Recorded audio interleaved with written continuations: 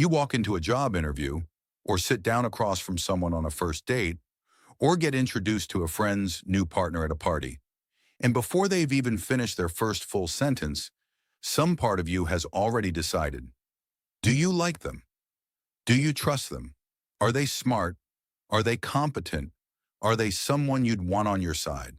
It doesn't feel like a decision. It feels like a fact you already knew, arriving from nowhere, fully formed before your conscious mind has done anything you'd call thinking.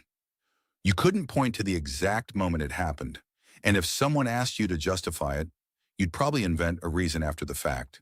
Something about their handshake, or their tone, or the way they held eye contact, without ever noticing that the verdict was already locked in before any of that had time to register consciously. Here's the strange part. Talk to that person for another 20 minutes, and your opinion barely moves. You'll gather more information, hear more of what they actually say, notice more detail. And still, that first snap verdict mostly just gets more confident, not more accurate, which raises an uncomfortable question. If you're not really updating your opinion with new evidence, what was that first judgment actually built from? And how is it possible to build any judgment about a stranger in less time than it takes to blink twice? The real answer isn't that you're reading people badly, it's that you're not really reading the person in front of you at all.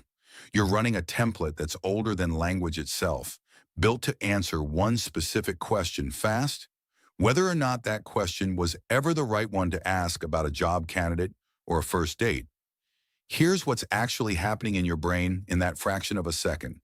And it starts with an experiment that measured exactly how little time a first impression actually needs. In 2006, a psychologist named Alexander Todorov at Princeton University ran a study with his graduate student Janine Willis that became one of the most cited findings in the field. They showed participants a series of unfamiliar faces, each one flashed on screen for just 100 milliseconds. 1/10 of 1 second.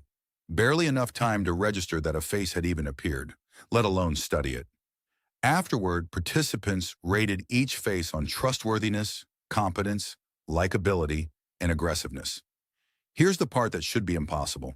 Those 100-millisecond judgments closely matched the ratings a separate group gave the exact same faces with unlimited time to look. Giving people more time to study a face didn't meaningfully change what they decided. It only made them more confident in the decision they'd already made in that first flash. Whatever process generates a first impression, it isn't slowly gathering evidence. It fires almost instantly, and then everything after that is just your conscious mind catching up to justify a verdict that was already rendered. Which means the real mystery isn't why first impressions are sometimes wrong. It's why your brain is built to reach a verdict this fast in the first place, faster than it could possibly be reading anything real about a stranger's actual character. That question matters far beyond a party or a first date, because the same instant, unmovable judgment shows up in one of the highest stakes social situations most adults regularly face. In 1998, psychologists Frank Schmidt and John Hunter published a landmark meta-analysis covering decades of employment research and found that the traditional unstructured job interview, the kind built around free-flowing conversation and gut instinct, was only a modestly better predictor of job performance than pure chance, far weaker than something as simple as a standardized work sample test.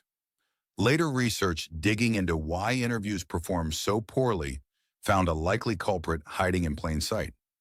Interviewers routinely make up their minds about a candidate within the opening minutes, sometimes within the opening seconds, and then unconsciously spend the rest of the interview asking questions that confirm that first read rather than actually testing it. The interview looks like an hour of careful evaluation. Functionally, it's often one fast verdict, followed by 55 minutes of your brain building a case for a decision it already made. The answer traces back to a much older kind of judgment, one your ancestors needed answered in a fraction of a second, long before job interviews or first dates existed. A figure approaches from a distance. Before you can process a single word they might say, one question has to be answered immediately. Friend or threat? Every visual cue available in that instant, posture, facial structure, the set of the brow, gets folded into that single fast calculation because in that ancestral context, hesitating to gather more evidence could be the more dangerous choice. Todorov's own later research found something that fits this idea unsettlingly well. Snap judgments of a political candidate's competence, made from nothing but a 1-second glance at their face, predicted real election outcomes at a rate far better than chance. Not because faces reveal competence, because the same fast, ancient threat and status detector that once decided whether to run from a stranger now quietly decides whether to trust one, or vote for one, or hire one. But there's a second twist buried inside how this fast judgment actually works, one discovered decades before Todorov's face studies, using nothing but a simple list of words. In 1946, a psychologist named Solomon Asch ran an experiment that still shapes how psychologists think about impression formation today. He gave people a list of personality traits describing a hypothetical person: intelligent, skillful, industrious, warm, determined, practical, cautious, and asked them to form an overall impression. Then he gave a second group the exact same list, in the exact same order, except for one change. He swapped the word warm for the word cold. That single swapped word didn't just shift the impression slightly, it reorganized the entire personality the participants imagined, changing how they interpreted every other trait on the list. Industrious sounded admirable next to warm. The same word sounded almost sinister next to cold. Asch had found something psychologists now call the primacy effect in impression formation. The information that arrives first doesn't get weighed equally with everything after it.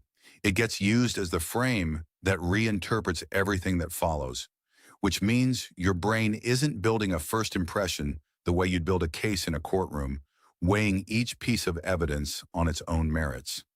It's building a story, and like any story, the opening line decides how every subsequent detail gets read. There's a stranger discovery buried in the neighboring research on how this actually plays out. One that reveals something almost nobody expects about the impressions you form of the people you talk about. Not just the people you talk to. A team led by psychologist John Skowronski, then at Northern Illinois University, ran a series of studies in the late 1990s on something called spontaneous trait transference. Here's the setup. Participants watched or read someone describing a third person using specific trait words, say, calling a mutual acquaintance dishonest or lazy or brilliant. Afterward, participants rated the person who'd done the describing, not the person being described, and the trait words stuck to the wrong person. Call someone else dishonest, and listeners walked away with a subtly worse opinion of you, the one doing the talking, as though the word itself had drifted sideways and landed on the speaker instead of the subject. Gossip doesn't just shape what people think of the person you're gossiping about. It quietly, measurably shapes what people think of you. The very same fast template matching system that reads a stranger's face in 1/10 of a second is also apparently sloppy about whose face a trait word actually belongs to. Skowronski's team found the effect held up even when listeners were explicitly told in advance that the traits being mentioned describe someone else entirely. Knowing the rule didn't stop the transfer from happening. The fast system doing the labeling doesn't check its sources carefully enough to notice the difference between a trait you're describing and a trait you're demonstrating, which brings the story to the version of this effect most people brush up against constantly without ever learning its name. A psychologist named Edward Thorndike, working at Columbia University, first documented something called the halo effect back in 1920, studying how military officers rated their soldiers. Officers who rated a soldier highly on one trait, physical bearing, say, tended to rate that same soldier highly across totally unrelated traits. Leadership, intelligence, loyalty, even when there was no logical reason for those ratings to be connected. One positive impression didn't stay contained. It bled outward and colored everything else. Decades later, researchers Susan Fiske, Cuddy, and Peter Glick, working at Princeton and Harvard, mapped out why this particular kind of bleed happens along two specific dimensions almost universally, in what's now called the stereotype content model. Every snap judgment of another person, they found, gets sorted almost instantly along two axes. Warmth, are they friend or foe, and competence, Are they capable of acting on that intention? A face read as warm and competent gets trusted completely. A face read as warm but incompetent gets pitied. Competent but cold gets envied and often quietly resented. The mind isn't randomly bundling traits together. It's still running that same ancient two-part question from the approaching stranger. Do they mean me well? And can they actually do something about it? Every piece of this research points toward the same uncomfortable answer to the original mystery. That instant verdict you form on a stranger within 1/10 of a second isn't a broken shortcut, and it isn't secretly accurate wisdom either. It's a specific ancient tool built to answer one question, friend or threat, as fast as biologically possible, then repurposed by your modern brain onto job interviews, first dates, and political candidates it was never designed to judge. The primacy effect means the opening details get outsized weight. Spontaneous trait transference means even your gossip about someone else quietly reflects back onto you. The halo effect and the warmth competence split mean one fast read colors everything that follows, whether or not that read had anything real to go on. So the next time you meet someone new, and some part of you decides almost instantly whether you like them, trust them, think they're capable, notice how fast and how total that verdict feels, and notice how little it moves no matter how long you talk afterward. That isn't you failing to think it through. That's a 100,000-year-old alarm system still running exactly the calculation it was built for on a version of the world that stopped needing it a very long time ago. You walk into the room, and before they've finished their first sentence, you've already decided. Now you know what actually just fired underneath conscious thought in that first 1/10 of a second.